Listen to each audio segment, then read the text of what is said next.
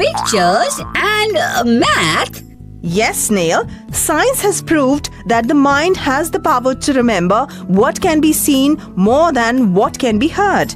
Thus, putting our pictographic memory into use, let's begin our study of math and talk about presenting data in the graphical form, that is, as bar graphs. Bar graph? I thought you mean chocolate bars? No, I'm discussing about presentation of data here and would appreciate if you two can focus on it. I guess it's time to help you know about bar graphs. So, let's go to the virtual world for that. If you want to make a list of pens, pencils and erasers that you own, what would you do? Probably, you would make a table to depict this information. Do you know you can also depict this data graphically using bar graphs? Bar graphs are used to represent organized data. To represent the data using bar graphs, the different categories are shown along the horizontal line called the x-axis. Usually there's equal spacing between any two categories. The frequency of each category is shown along the vertical line called the y-axis. Then, corresponding to each category, rectangular bars of uniform width are erected vertically such that the height of the bar represents frequency of each category. Let's consider an example. The birth months of 27 students of a class are given in a tabular form. To represent this data, using bar graph, represent the different months on the horizontal axis and the number of students, that is the frequency, along the vertical axis. Then draw different bars corresponding to each month such that height of each bar is equal to the corresponding frequency of each month. From the bar graph, it's easy to make out that 2 students are born in the month of January. Likewise, there are 5 students who are born in the month of February. Similarly, you can tell the number of students born in different months. So, while looking at the heights of the bars, you can easily tell that the maximum number of students are born in the month of February, and the minimum number of students are born in the month of April, June, August and December.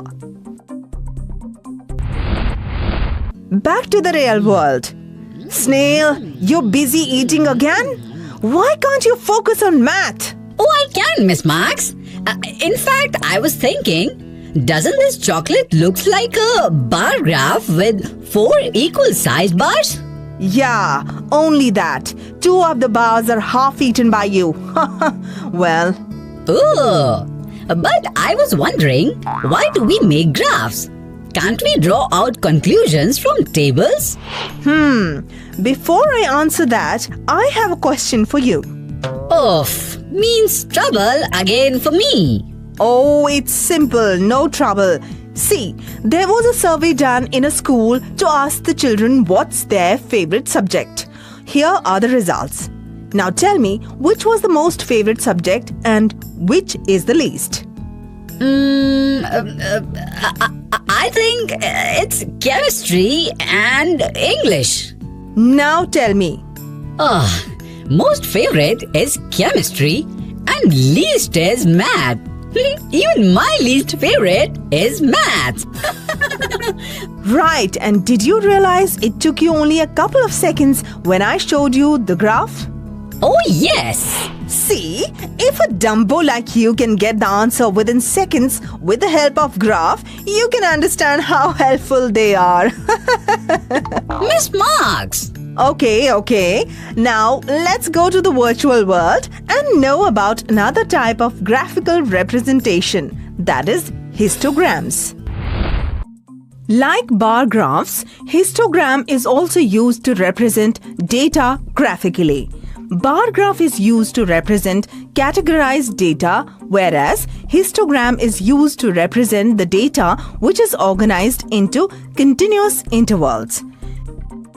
Since in histograms, the class intervals are continuous, therefore the bars corresponding to each interval lie adjacent to each other. Also, if the first class interval is not starting from 0, then a break or a kink is marked on the x-axis. In a histogram, when all the bars are of equal width, the areas of the rectangular bars are proportional to the corresponding frequencies. But in case the width of the rectangular bars vary, the area of the rectangular bars is not proportional to the frequencies. To make the area of the rectangular bars proportional to the frequencies, adjust the length of the rectangular bars according to formula. Minimum class size upon class size multiplied by frequency of the class.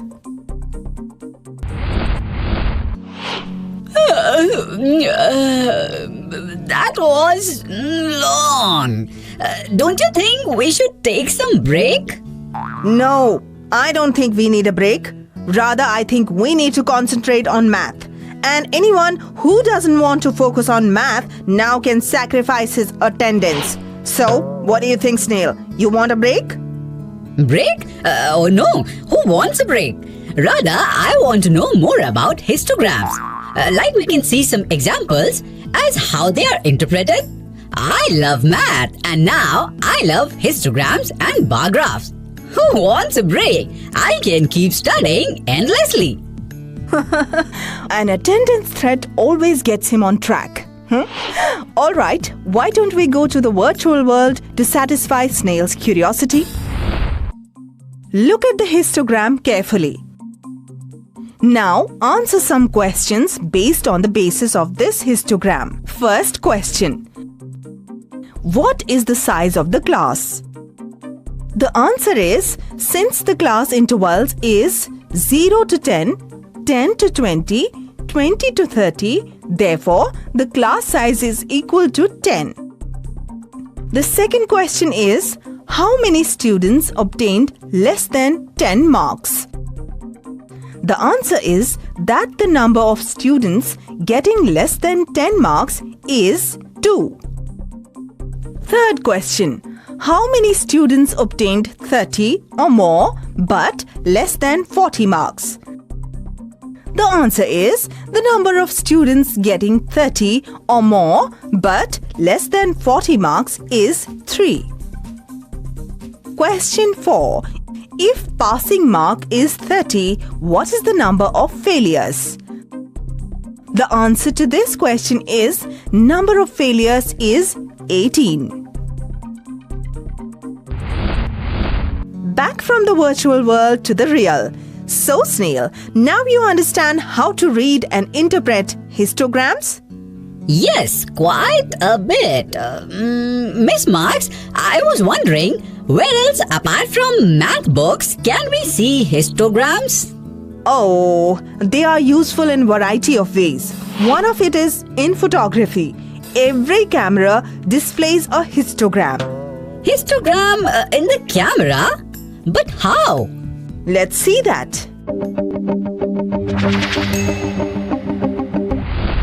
Do you know that the most useful tool available in digital photography is histogram? Virtually every digital camera has the ability to display a histogram directly or superimposed upon the image just taken. Now it's time to hit the action replay button. So pay attention and revise everything we have learned today about bar graphs and histograms. In this module, you have learned that bar graph is graphical representation of data in which rectangular bars of uniform width are drawn with equal spacing between them.